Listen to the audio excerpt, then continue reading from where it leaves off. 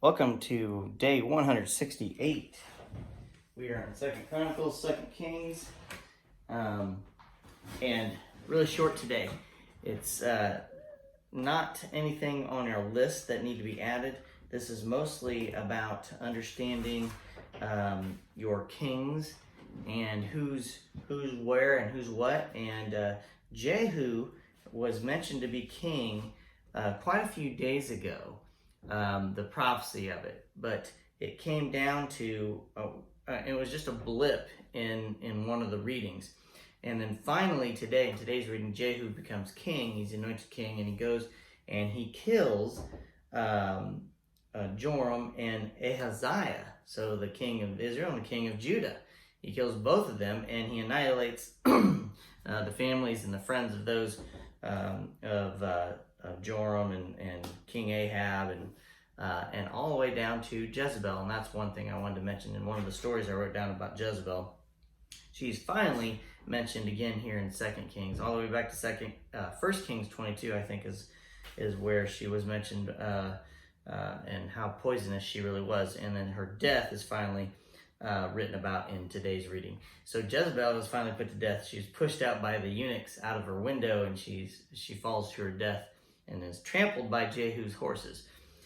That's just something for us to understand. If you have a timeline, if you wrote down a timeline, it would be easier to understand. And in the study Bibles, there is a timeline in between 1 Kings and 2nd Kings, depending on which study Bible you have, and it makes it a lot easier to understand while you're reading. Of course, then you're sitting here flipping back and forth.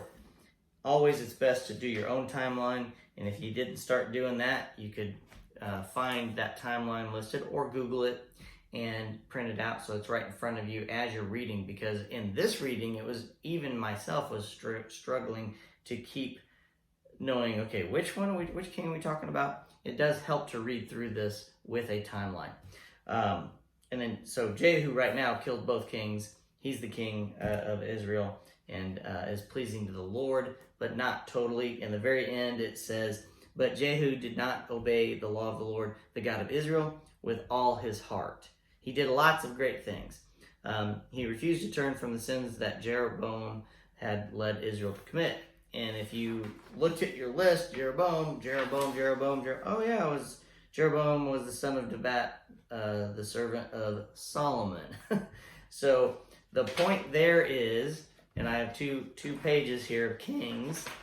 Here we have Saul, King David, Solomon, and then you have Jeroboam that was just mentioned, who was the king of over the 10 tribes of Israel, and then you have Judah and Benjamin, the kings.